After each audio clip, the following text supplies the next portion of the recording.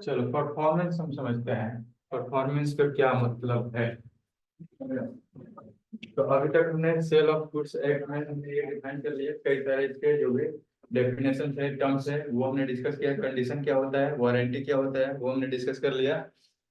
Warranty और conditions, इसके बाद इम्प्लाइड वारंटी, इम्प्लाइड कंडीशन देख लिया। अब हम सीधे आते हैं परफॉर्मेंस ऑफ कॉन्ट्रैक्ट पे। परफॉर्मेंस का क्या मतलब है कि कैसे कहा जाएगा कि कॉन्ट्रैक्ट का परफॉर्मेंस हो गया है।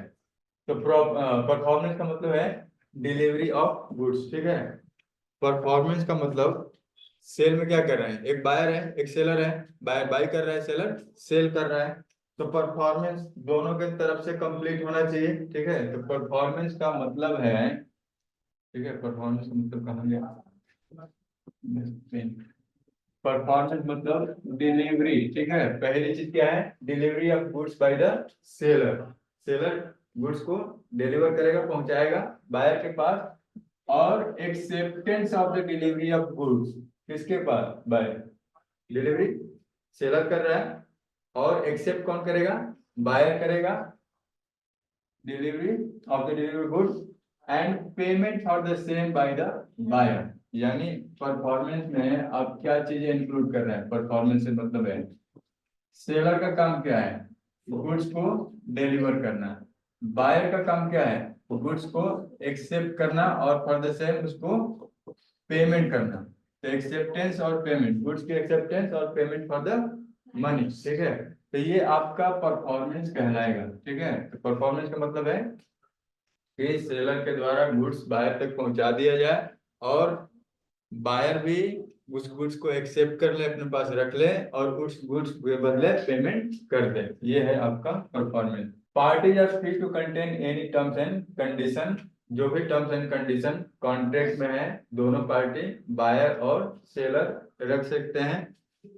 पेमेंट का टर्म्स एंड कंडीशन क्या होगा, किस टाइम पे आपकी गुड्स की डिलीवरी करनी है और किस तरह से कौन से प्लेस पे गुड्स की डिलीवरी करनी है, मोड ऑफ पेमेंट क्या है, तमाम जो भी आपके परफॉर्मेंस ऑफ कॉन्ट्रैक्ट से रिलेटेड टर्म्स एंड कंडीशन, यानी बाइंग के टाइम पे जो भी अपने कॉन्ट्रैक्ट में टर्म्स एंड कंडीशन मेंशन किए हैं उसी के हिसाब से सारा चीज का फुलफिलमेंट होगा। जैसे टाइम ऑफ द, हाँ, टाइम क्या होगा, प्लेस क्या होगा, मैनर ऑफ डिलीवरी गुड्स क्या होगा, एक्सेप्टेंस का तरीका क्या होगा, पेमेंट फॉर द प्राइस क्या होगा। तो हर चीज का आप यहाँ पे कुछ ना कुछ शर्त रख सकते हैं कि हमारा प्राइस ये होगा, डिलीवरी का तरीका ये होगा। तो ये सारी चीजें कंप्लीट होंगी, जैसा टर्म्स एंड कंडीशन में बोला गया है वैसा ही होगा, तभी हम कहेंगे कि परफॉर्मेंस हुआ है, अदरवाइज फिर परफॉर्मेंस कंसीडर नहीं किया जाएगा। तो meaning and mode of delivery हम देखते हैं, ठीक है। यहाँ पे हम बात करते हैं in the case of, in the case contracting party are silent and do not contain anything regarding these matters in the contract of sale, so rules laid down in the sale of goods act applies। मतलब हमने एक तरीके से बात की कि terms and condition आपने जो भी बनाना था बना लिया, अगर ऐसा कुछ भी मेंशन नहीं है तो उस केस में सेल ऑफ गुड्स एक्ट में जो भी बातें कही गई हैं, जो भी नियम कानून बताए गए हैं उसी के हिसाब से आपका परफॉर्मेंस कंसीडर किया जाएगा। क्लियर। तो मीनिंग देखते हैं और मोड देखते हैं, डिलीवरी का मतलब क्या होता है। पहले हमने बात किया मतलब परफॉर्मेंस में कि सेलर के द्वारा गुड्स का ट्रांसफर डिलीवरी किया जाना चाहिए। तो डिलीवरी का मतलब क्या होगा ये समझो। डिलीवरी का मतलब है voluntary transfer of position from one person to another, यानी सेलर से बायर की तरफ ये गुड्स का ट्रांसफर होगा। वॉलंटरी ट्रांसफर है, कोई जोर जबरदस्ती नहीं है या फिर किसी के ऊपर दबाव डाल के हम गुड्स की ट्रांसफर नहीं करा सकते हैं। तो ये है आपका डिलीवरी का मतलब। अब ये डिलीवरी आपके तीन तरीके से हो सकते हैं, कौन कौन से, एक्चुअल डिलीवरी, सिंबॉलिक डिलीवरी और कंस्ट्रक्टिव डिलीवरी। एक्चुअल डिलीवरी का मतलब simple physical hand over of the goods होगा, ठीक है। Actual delivery physical handed over by the seller और हिज ऑथराइज्ड एजेंट, कोई भी हो सकता है, या तो सेलर के द्वारा दिया जाए या फिर उसके एजेंट के द्वारा बायर को गुड्स का ट्रांसफर कर दिया जाए, अगेन बायर को दिया जाए या फिर बायर के एजेंट को दिया जाए। तो इसको हम क्या कहेंगे, एक्चुअल डिलीवरी।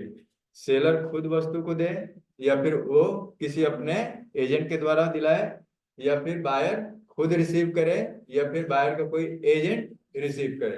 तो ये कहलाएगा delivery of the goods in actual mode. अगली हम बात करते हैं सिंबॉलिक डिलीवरी। ठीक है, एग्जांपल में पढ़ ही लेते हैं। सेलर ने क्या किया, सेंट्रो कार हैंड ओवर किया बायर को, ये क्या एक्चुअल डिलीवरी। सिंबॉलिक डिलीवरी कब होता है, जब goods are not physically handed over to the buyer but कोई दूसरा तरीका है, means of obtaining position of goods is delivered to the buyer. ठीक है, मतलब हम सिंबॉलिक कुछ इस तरह से एक्ट कर रहे हैं जिसकी वजह से हम क्या कर रहे हैं, फिजिकली तो ट्रांसफर नहीं कर रहे हैं, लेकिन एक तरीके से उनको हम सूचना के तौर पे इन्फॉर्म कर रहे हैं, और किसी व्यक्ति के द्वारा या फिर किसी थर्ड पार्टी के माध्यम से हम क्या कर सकते हैं, इसको डिलीवर करा सकते हैं। तो उसको हम सिंबॉलिक में कंसिडर करते हैं, जैसे handing over of the key of the godown, या फिर document of the title of the goods, यानी गोडाउन का हमने चाबी दे दिया, या फिर जो डॉक्यूमेंट के मतलब कॉन्ट्रैक्ट के जो पेपर थे, ठीक है, या फिर जिसके ऑनरशिप में वो गुड्स है, उसका जो ऑनरशिप का पेपर है, टाइटल है, तो वो डॉक्यूमेंट हम क्या करेंगे, डॉक्यूमेंट दे देंगे। जैसे आपका बिल ऑफ लेडिंग या फिर रेलवे रिसीप्ट, यानी आप बिल या डॉक्यूमेंट ये प्रोवाइड करके या फिर गोडाउन का चाबी देके क्या कर सकते हैं, डिलीवरी कर सकते हैं। तो इसको हम सिंबॉलिक डिलीवरी में कंसीडर करेंगे, यानी फिजिकली हम गुड्स का ट्रांसफर नहीं कर रहे हैं, अदर देन फिजिकल मोड हम सिंबॉलिक तरीके से इसका ट्रांसफर कर रहे हैं। और सिंबॉलिक में हम क्या देख रहे हैं कि the delivery goods said to be symbolic कब, the position of goods is delivered to the buyer other than physical mode. A ने 10 लैपटॉप परचेज किया बी से, बी ने क्या किया, गोडाउन का चाबी दे दिया जहाँ पे कंप्यूटर पड़ा हुआ है, हो गया symbolic delivery. Constructive delivery where a person in position of goods, ठीक है, यहाँ पे जिस व्यक्ति के पास वो गुड्स पड़ा हुआ है उसको हमने बता दिया कि तुम ये गुड्स अब बायर के बिहाफ पे अपने पास रखोगे। कैसे, जैसे एक गोडाउन है, गोडाउन का ही एग्जांपल ले लेते हैं। गोडाउन में सामान पड़ा हुआ है और वहां पे जो सामान था वो सामान सेलर का था, और वो सेलर के बिहाफ पे उस व्यक्ति ने गोडाउन पे रखा हुआ था। अब बायर क्या कर रहा है, बायर ने परचेज कर दिया, तो उस व्यक्ति को इन्फॉर्म कर दिया गया कि अब ये सामान किसका है, बायर का है। तो अब ये जो गोडाउन का ऑनर है, अब वो क्या करेगा, ठीक है हम आपके बिहाफ पे गुड्स को अपने पास रखते हैं। तो इसको आप क्या कहेंगे, कंस्ट्रक्टिव डिलीवरी या फिर डिलीवरी बाय अटॉर्नमेंट भी कहते हैं। तो where a person in possession of goods of the seller, यानी सेलर का गुड्स उसके पास है, ठीक है, जैसे हमने गोडाउन की बात किया। एक्नॉलेज, ठीक है, एक्नॉलेज का मतलब यहाँ पे वो एक्सेप्ट कर रहा है या फिर उसको बता रहा है, ठीक है, उसको इन्फॉर्म कर रहा है to the buyer that he holds the good on his behalf, मतलब बायर के बिहाफ पे हम गुड्स को अपने पास रख रहे हैं। तो इसको क्या कहेंगे, कंस्ट्रक्टिव डिलीवरी। ये 3 तरीके से हो सकता है, ठीक है। तो एक तरीका तो शायद मैंने बता दिया, आगे देख लेते हैं। Seller in position of goods after the sale agree to hold them on behalf of the buyer as a bailee. Seller खुद अपने पास रख लिया, बोल रहा है कि ठीक है 2 दिन 4 दिन के बाद अपना सामान ले जाना, मैंने अब ये तुम्हारा सामान हो गया। तो यहाँ पे बेली का कॉन्सेप्ट हो गया, बेलर और बेली, याद है ना। सामान हम किसी दूसरे व्यक्ति को किसी एक पर्पस के लिए देते हैं, तो अब बायर का सामान हो गया, और बायर का सामान अब किसके पास पड़ा हुआ है, बेली सेलर के पास पड़ा हुआ है। Where the buyer is in possession of goods and seller agree to that buyer is holding the goods as owner, ठीक है, यानी यहाँ पे बायर के पास ही गुड्स है, लेकिन अब यहाँ पे ऑनरशिप किसके पास है, seller agree to hold the buyer is that buyer is holding the goods as owner. अब यहाँ पे बायर होल्ड कर रहा है कैसे, एज ए ऑनरशिप में।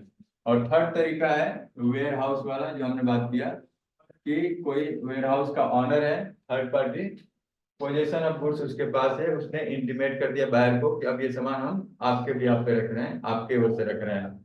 Rules relating to delivery of goods, तो ये तो हमने समझ लिया कि ट्रांसफर के या फिर डिलीवरी के क्या तरीके हैं, 3 तरीके समझ में आए, तीनों तरीका। एक्चुअल में फिजिकल होगा ट्रांसफर, सिंबॉलिक में फिजिकल ट्रांसफर गुड्स का नहीं होगा। और थर्ड वाला, हाँ थर्ड वाला कौन सा था, कंस्ट्रक्टिव। कंस्ट्रक्टिव में इन्फॉर्म कर दिया जाएगा उसको। डिलीवरी, देखो थर्ड वाला जो कंस्ट्रक्टिव है, ये सामान किसी और के पास पड़ा हुआ है, ठीक है। लेकिन सिंबॉलिक में क्या है कि कहीं ना कहीं जहाँ पे सामान पड़ा हुआ है उसका चाबी ही दे दिया या फिर डॉक्यूमेंट उसको दे दिया, तो वहां से भी हम क्या कहेंगे कि डिलीवरी हो चुका है। तो ध्यान देना, माइन्यूट डिफरेंस है, ज्यादा डिफरेंस नहीं है। एक में केवल डॉक्यूमेंट का ट्रांसफर है और एक में किसी थर्ड पार्टी से या फिर सेलर ही वहां पे वेली बन के सामान को आपके बिहाफ पे रख रहा है। अब rules relating to delivery of the goods, क्या क्या नियम है जिससे हम कंफर्म करेंगे डिलीवरी ऑफ द गुड्स। पहला है delivery and payment are concurrent condition. Concurrent मतलब साथ साथ, मैंने पेमेंट किया और सामान मुझे मिल गया, ठीक है। ये है क्या चीज, कंकरेंट, साथ साथ में चल रहा है। तो इसको आप क्या कहेंगे कि डिलीवरी आपका कंप्लीट हो गया, ठीक है। ये है delivery of goods and payment of the price are concurrent condition. मतलब seller shall be ready and willing to give the position of goods to the buyer in exchange for the price and the buyer shall be ready and willing to pay for the price. मतलब same time पे सारी चीजें हो रही हैं। Seller ready है goods को provide करने के लिए, बायर भी रेडी है गुड्स को एक्सेप्ट करने के लिए, और बायर पे करने के लिए भी रेडी है, सब चीज। तो यानी ये चीज कौन सा है डिलीवरी पेमेंट वाला, इसको कहते हैं कैश सेल। कैश सेल में होगा ना, कैश सेल, सब चीज एक ही साथ हो रहा है, पेमेंट किया और सामान भी ले आए। डिलीवरी में भी एक्चुअल, सिंबॉलिक और कंस्ट्रक्टिव, ये भी आपका तीन तरीका अप्लीकेबल है। इन तीन तरीके से आपका डिलीवरी हो जाएगा। इफेक्ट ऑफ पार्ट डिलीवरी, ये थोड़ा सा हम समझते हैं। पार्ट डिलीवरी का मतलब है कि पूरा पूरा सामान आपका पहुंचा नहीं है, अभी प्रोसेस में है। जैसे हो सकता है कि 1000 यूनिट्स किसी गुड्स का आपने ऑर्डर किया और अभी आ ही रहा है, 500 यूनिट आपका आ गया है, 500 अभी आना बाकी है, तो इसको आप क्या कहेंगे, पार्ट डिलीवरी। तो part delivery is made in progress of the delivery of the whole. ध्यान देना, पार्ट डिलीवरी इज, क्या बोल रहे हैं कि प्रोग्रेस ऑफ द होल, ये कंप्लीट है, यहाँ से आपका डिलीवरी चल रहा है, ठीक है, और ये पूरा डिलीवरी किया जाना है। तो ये आपका ऐसे यूनिट आपका क्या हो रहा है, चलता जा रहा है, अभी ऐसे जाके आपका पूरा यूनिट कंप्लीट होगा। तो पार्ट डिलीवरी यानी यहाँ तक हमने मान लिया कि कंप्लीट हो गया और ये पूरा कंप्लीट किया जाना है। तो हम इसको क्या करेंगे, ट्रीट करेंगे delivery of the whole and the property whole of the good passes to the buyer, यानी कंप्लीट डिलीवरी इसमें कंसीडर किया जाएगा। भले ही पार्ट डिलीवरी हुआ है लेकिन पार्ट डिलीवरी आपका बाकी है और वो पूरे का पूरा ट्रांसफर होना है, ठीक है। हम क्या करें, delivery of the whole, progress है और पूरा ट्रांसफर किया जाना है। तो उस केस में भले ही अभी आधा सामान पहुंचा है लेकिन हम डिलीवरी कंप्लीट मानेंगे, समझे। दूसरा चीज, where part delivery is made with intention of separating it from the whole. यहाँ पे अब इंटेंशन क्या है कि अब होल का हम बात नहीं कर रहे हैं, कंप्लीट डिलीवरी की बात नहीं कर रहे हैं, हम पार्ट किए हैं और उसमें हम क्या कर रहे हैं कि सेपरेट कर रहे हैं इसके कंप्लीट होने से या फिर कंप्लीट डिलीवरी से। तो इसको हम क्या कहेंगे, इसको हम कंप्लीट डिलीवरी नहीं कंसीडर करेंगे, not treated as delivery of whole, and the property in that portion could only passage which has been delivered। मतलब जितना हमने उस वस्तु को दूसरे व्यक्ति या बाहर तक पहुंचा दिया है, केवल उतने को ही डिलीवर्ड कंसीडर करेंगे, उतने का ही पोजीशन ट्रांसफर हुआ है, ठीक है। तो उतना ही, बाकी अगर जो रह गया उसको हम डिलीवर्ड कंसीडर नहीं करेंगे। तो ध्यान देना, जब पार्ट प्रोसेस है, कंप्लीट किया जाना है, होल का पार्ट है, तो वो आधा डिलीवर भी होगा, पार्ट में भी होगा तो भी वो पूरा कंसीडर किया जाएगा। लेकिन जहाँ कंप्लीट को आप सेपरेट कर सकते हैं, डिवाइड कर सकते हैं, तो वहां पे जितना पार्ट आपका डिलीवर हुआ है उतना ही पार्ट के लिए आप लायबल होंगे, ठीक है। Buyer to apply for delivery, इस केस में हमारा रूल डिलीवरी का क्या एप्लीकेबल होगा, ये कह रहा है unless otherwise agreed by the party. मतलब पार्टी ने जब तक कि कोई एग्रीमेंट नहीं किया, seller is not bound to deliver the goods until buyer applies for the delivery. यानी जब तक बायर नहीं कहेगा कि सामान भेज दो, यहाँ पे सेलर की कोई रिस्पॉन्सिबिलिटी नहीं है, वो अपने से नहीं भेजेगा। ठीक है, सेलर अपने से गुड्स नहीं भेजेगा जब तक कि बायर क्या करे, अप्लाई ना करे या फिर इंटीमेट ना करे कि सामान भेज दो। अप्लाई करने का मतलब यही है। फिर buyer fails to apply, he can not file a case against the seller for the non delivery of the good. यानी बायर ने अगर अप्लाई नहीं किया, इंटीमेट नहीं किया कि सामान भेज दो, तो अगर गुड्स नहीं पहुंचा तो सेलर, सिंपल है, सेलर यहाँ पे रिस्पॉन्सिबल नहीं होगा। Where the goods are subsequently acquired by the seller, he should inform the buyer and thereafter the buyer should apply for the delivery। यानी कोई गुड्स है, सेलर को कहीं और से मंगा के देना है और उसको अक्वायर कर लिया है, तो क्या करेगा, बायर को इन्फॉर्म करेगा कि सामान आ चुका है, लेके जाओ। प्लेस ऑफ डिलीवरी, डिलीवरी ये पॉइंट क्लियर हुआ। बायर को अप्लाई करना है। प्लेस ऑफ डिलीवरी मतलब कहाँ पे आपका गुड्स को पहुंचाना है, उससे रिलेटेड आपके नियम कानून क्या है, उसको देखते हैं। तो डिलीवरी में भी specified in the contract of sale, यानी कॉन्ट्रैक्ट ऑफ सेल जो भी आपने कॉन्ट्रैक्ट बनाया है उसमें ये इंफॉर्मेशन होगी कि कहाँ पे ये पहुंचाना है, किस तरह से पहुंचाना है। And where is specified the goods must be delivered such place during the business hour on a working day. मतलब जहाँ पे हमने मेंशन कर दिया वहीं पे आपको सामान पहुंचाना है। ये कब, जब मेंशन किया गया है बायर के द्वारा। ठीक है, ये टर्म्स एंड कंडीशन पे एग्रीमेंट बना है बायर और सेलर में कि किस लोकेशन पे ये डिलीवर किया जाना, पहुंचाना है, तो वहीं पे आप डिलीवर करेंगे, वहीं पे आप सामान पहुंचाएंगे उसी टाइम पे, और बिजनेस आवर में, वर्किंग डे में, ये सारी चीजें फुलफिल होनी चाहिए। लेकिन जहां पे ये चीजें स्पेसिफाइड नहीं है कॉन्ट्रैक्ट में, तो फिर क्या होगा, फिर ये नियम कानून अप्लाई होगा। कौन सा, फॉलोइंग रूल कंटेनिंग सेक्शन 36(1) ये अप्लीकेबल होगा। पहला, इन केस ऑफ सेल, मतलब जब हम सेल की बात करते हैं यानी इंस्टेंट ट्रांसफर ऑफ गुड्स होगा। ठीक है, the goods are sold and to be delivered at the place where they are at the time of sale. जैसे शॉपिंग मॉल में गए और आप वहां पे सामान खरीद रहे हैं, तो वहीं पे आपका बाइंग सेलिंग प्लेस आपका वही हो गया। ठीक है, in case of agreement to sell, तो एग्रीमेंट टू सेल में भी जहां पे आपका एग्रीमेंट टू सेल का एग्रीमेंट बन रहा है वही प्लेस होगा आपका कौन सा, डिलीवरी का। यानी किसी ऑफिस में बैठ के बात कर रहे हैं तो प्लेस ऑफ डिलीवरी वहीं से आपका डिसाइड हो जाएगा। ठीक है, तो वही प्लेस होगा। मतलब कि अगर यहाँ पे हमने कोई कॉन्ट्रैक्ट किया तो प्लेस ऑफ डिलीवरी यही है, आप यहीं से अपना सामान लेके जाओ। In case of future goods, goods are to be delivered at the place where they are manufactured। Future goods मतलब फ्यूचर में मिलने वाला। फ्यूचर गुड्स बताया था कि नहीं बताया था? हाँ, टाइप्स ऑफ गुड्स हुआ था ना।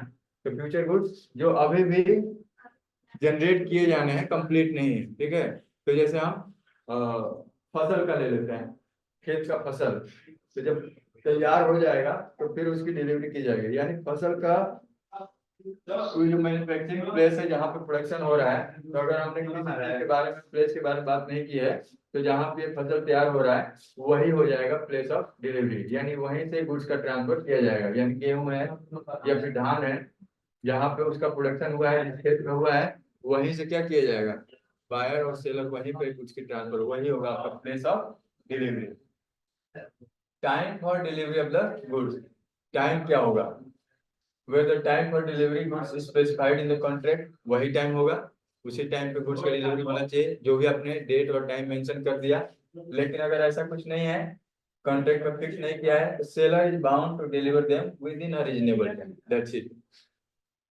टाइम आपने मेंशन कर दिया है तो उसी टाइम पे आपको पहुंचाया जाएगा, नहीं मेंशन किया है तो रीजनेबल टाइम। अब रीजनेबल टाइम क्या है, सेलर बायर डिसाइड कर लें क्या है। देखो ये रीजनेबल टाइम कोई फिक्स नहीं होता है, ये हमेशा यहाँ पे भी लिख दिया है what is a reasonable time, या और ये क्वेश्चन ऑफ फैक्ट, तो ये केस टू केस वेरी करता है। हम शुरू से ये डिस्कस करते आ रहे हैं, तो इससे ज्यादा इसमें रीजनेबल टाइम या फिर रीजनेबल कंडीशन में कुछ नहीं करना है। Goods in position of the third party, यानी थर्ड पार्टी के पोजीशन में गुड्स है, तो उससे रिलेटेड हमारा हाँ, डिलीवरी का रूल्स कितना हो गया, टाइम हो गया, goods in position of third party, third party के पोजीशन में गुड्स है, तो उससे रिलेटेड आपके नियम क्या होंगे डिलीवरी के। तो थर्ड पार्टी है, तो थर्ड पार्टी को क्या करना पड़ेगा, एक्नॉलेज करना पड़ेगा, इंटीमेट करना पड़ेगा। वही बात जो हमने बात करी थी कि किसके पोजीशन में है। तो अगर वो किसी वेयर हाउस के पास है, ठीक है, उसके गोडाउन में है, तो गोडाउन के मालिक बता देगा कि हम बाहर के बिजनेस में उसको रख रहे हैं। Delivery is deemed to made when such third party acknowledges, ठीक है, वो इंटीमेट कर रहा है, इन्फॉर्म कर रहा है बायर को कि अब वो गुड्स बायर के बिहाफ पे रख रहा है। तो but where goods have been sold by the issue of transfer document of title, अगर डॉक्यूमेंट या टाइटल गुड्स का है तो रेलवे रिसिप्ट या बिल ऑफ लेडिंग यहाँ पे रिक्वायर्ड नहीं है, ठीक है। Railway receipt, bill of lading रख दो, ऑफिस में रख दो। रेलवे रिसिप्ट और bill of lading such third party consent is not required, third party का कंसेंट यहाँ पे रिक्वायर्ड नहीं है। लेकिन यहाँ पे वो वस्तु थर्ड पार्टी के पास है तो उसको एक्नॉलेज करना पड़ेगा, ठीक है। तो ये रेलवे रिसिप्ट और बिल ऑफ लेडिंग कौन सा पार्ट है? सिंबॉलिक वाला, ठीक है। तो सिंबॉलिक वाले में थर्ड पार्टी को कंसिडर नहीं करेंगे। बायर के बिहाफ में रखेगा ना, सेलर ने सेल कर दिया ना, तो डिलीवरी का रूल क्या होगा कि बायर के पास पहुंचना चाहिए। तो बायर के पास पहुंचने का मतलब है कि वो गुड्स पर्सन, यहाँ पे जैसे मैं बात कर रहा हूँ, यहाँ पे सेलर हो गया, यहाँ पे बायर हो गया, और यहाँ पे वेयर हाउस हो गया, ठीक है।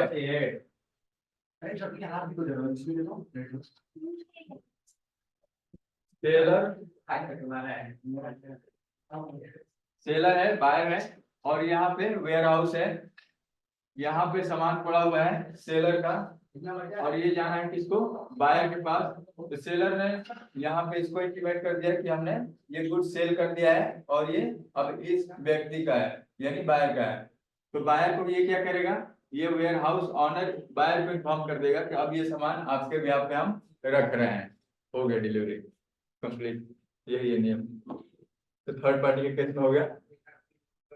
अब हम बात करेंगे एक्सपेंसेस ऑफ डिलीवरी, कौन बियर करेगा? जब हम सामान खरीद के ले आ रहे हैं तो उसका एक्सपेंसेस कौन बियर करेगा? हाँ, ये डिपेंड करता है। देखो, in the absence of contract to the contrary expenses to putting the goods in deliverable state, अगर कोई आप सामान परचेज करते हैं तो उसको पैक करके सामान देता है ना, पैक करके सामान देने का मतलब है कि उसको इस पोजीशन में ले आना कि अब ये डिलीवर किया जा सके। तो डिलीवरी का खर्चा किसका होता है? सेलर का। कब तक? डिलीवरेबल स्टेट में ले आने के लिए। बाकी जो खर्चा आपका अपने यहाँ लेके आने का है बायर का, तो वो खर्चा फिर बायर का होगा। तो डिलीवरेबल स्टेट में लेके आ गया, वहां तक का खर्चा सेलर का, और इसके बाद वहां से वापस लेके आना अपने यहाँ पे बायर के पास, वो खर्चा बायर का। The deliverable state must be borne by the seller, but all the expenses of obtaining the delivery of goods borne by the buyer. यानी एक्सपेंस ऑफ डिलीवरी को हमने दो पार्ट में बांट दिया। एक पार्ट आपका सेलर का होगा जो डिलीवरी के कंडीशन में लेके आए, और बायर का काम है कि अपने पास उसको सही सलामत ले आए। तो उसके पास बायर का हो गया एक्सपेंसेस। लास्ट क्या बचा? Delivery of the wrong quantity. Wrong quantity आपने भेज दिया। सेलर ने क्या किया? रॉन्ग क्वांटिटी का यहाँ पे मतलब है दो चीजें होंगी, या तो शॉर्ट होगा या फिर एक्सेस, या तो कम भेज दिया या फिर ज्यादा भेज दिया। दोनों ही केसेज आपके हो सकते हैं, ठीक है। दोनों ही केसेज आपके रॉन्ग डिलीवरी में कंसीडर किया जाएंगे, या तो उसने कम भेज दिया या फिर ज्यादा भेज दिया। तो उस केस में क्या होगा? डिलीवरी कॉन्ट्रैक्टेड मिक्स्ड विद, हाँ, इसमें मिक्स को भी कंसीडर करेंगे, या तो मिक्स करके उसको भेज दिया तो भी रॉन्ग क्वांटिटी में चला जाएगा। तो हम तीनों के कंडीशन को देखते हैं। पहला कंडीशन शॉर्ट डिलीवरी है, तो क्या किया जाएगा? एक्सेप्ट कर लेगा और बाकी के लिए रिक्वेस्ट भेज देगा। यानी पहले केस में हमने एक्सेप्ट कर लिया। पहला चीज तो है क्लास चल रहा है, हल्ला नहीं करो। तो पहला शॉर्ट डिलीवरी है तो आप रिजेक्ट कर सकते हैं, और दूसरे केस में आप या तो एक्सेप्ट कर सकते हैं। अगर आपने एक्सेप्ट किया है तो केवल उतने का ही पेमेंट करेंगे, अब जितना आपने गुड्स एक्सेप्ट किया है, पूरे का नहीं, क्योंकि कम भेजा है तो कम का ही हम प्राइस लेंगे। एक्सेस डिलीवरी हुआ है तो अगेन पहले केस में आप रिजेक्ट कर सकते हैं, दूसरे में आप एक्सेप्ट करेंगे कितना, जितना आपने क्वांटिटी के लिए कॉन्ट्रैक्ट किया था या फिर जितना आपने मांगा था, तो आप उतना उससे मांग सकते हैं, बाकी का आप रिजेक्ट कर दें, बाकी आप वापस ले जाओ, या फिर आप पूरा ही एक्सेप्ट कर सकते हैं तीसरे में। तो यानी जो एक्सेस डिलीवरी हुआ है फिर उसका पेमेंट आपको करना पड़ेगा। मिक्स डिलीवरी, इसमें भी पहली चीज आप रिजेक्ट कर दीजिए और एक्सेप्ट कर रहे हैं, ठीक है, accept the contracted goods and reject the rest, यानी मिक्स है, तो मिक्स में जो आपका वाला पार्ट है एक्सेप्ट कर लीजिए, जो बाकी है रिजेक्ट कर दीजिए। इंस्टॉलमेंट डिलीवरी, ठीक है, इंस्टॉलमेंट डिलीवरी क्या होती है, थोड़ा सा ये बस खत्म है, हाँ हाँ खत्म खत्म खत्म। इंस्टॉलमेंट डिलीवरी का मतलब ये है कि गुड्स ऑर्डर किया गया, क्या उसको पार्ट में डिलीवर किया जा सकता है, जिसके बारे में हम बात करेंगे। इंस्टॉलमेंट डिलीवरी का मतलब हो गया कि जब तक बायर के द्वारा इंस्टॉलमेंट में डिलीवरी के लिए कहा ना जाए, तब तक सेलर आपको इंस्टॉलमेंट में डिलीवरी नहीं कर सकता है अपने आप से। The buyer of the goods is not bound to accept delivery thereof installment, buyer के लिए कोई बाध्यता नहीं है कि गुड्स पार्ट पार्ट में या फिर इंस्टॉलमेंट में रिसीव करे। However if the party agree, class चल रहा है थोड़ा सा 10 minute, only the goods may be delivered in installment, मतलब इंस्टॉलमेंट में कब आएगा, जब बायर ने इसके लिए एग्री किया है, अदरवाइज इंस्टॉलमेंट में बायर सेलर नहीं भेज सकता बायर को।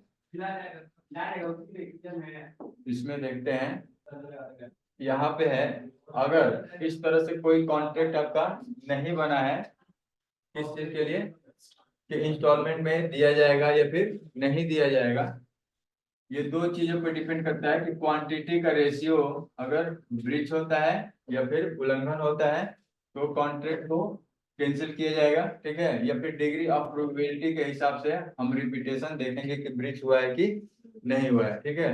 तो इस चीज को इंस्टॉलमेंट में बस इतना ध्यान देना कि इंस्टॉलमेंट में डिलीवरी नहीं किया जा सकता है जब तक कि बायर उसके लिए न कहे।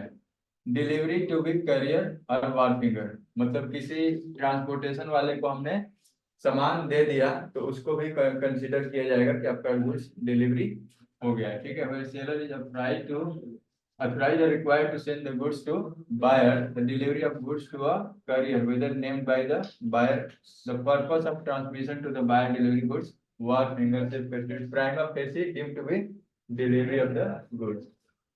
जैसे सामान किसी ट्रांसपोर्ट वाले को दे दिया तो उसको भी कंसीडर करेंगे इसमें कि आपका सामान हमने भेज दिया है और ये डिलीवरी कंप्लीट हो गया, ठीक है। ड्यूटी टू मेक, चलो ये हो गया। यहाँ पे दो कंडीशन है, क्या करेगा सेलर, जो करियर है या फिर जो ट्रांसपोर्टेशन है उससे एक कॉन्ट्रैक्ट कर लेगा और यही चीज बायर को भी इंटीमेट कर देगा कि इस कुरियर के माध्यम से आपका सामान पहुंचा दिया गया है। Liability of buyer for neglecting या फिर refusing to take delivery of the goods, ठीक है। यानी इस केस में हम क्या देख रहे हैं, बायर का लायबिलिटी क्या है, गुड्स को अगर रिजेक्ट कर दिया फिर निगलेक्ट कर दिया तो उस केस में क्या होगा, बायर रिस्पॉन्सिबल होगा, बायर को रिस्पॉन्सिबिलिटी वहां पे ठहराया जाएगा। तो seller is willing to deliver the goods and request the buyer to accept the delivery, but buyer क्या कर रहा है, वो डिलीवरी नहीं ले रहा है within reasonable time, he becomes liable to the seller.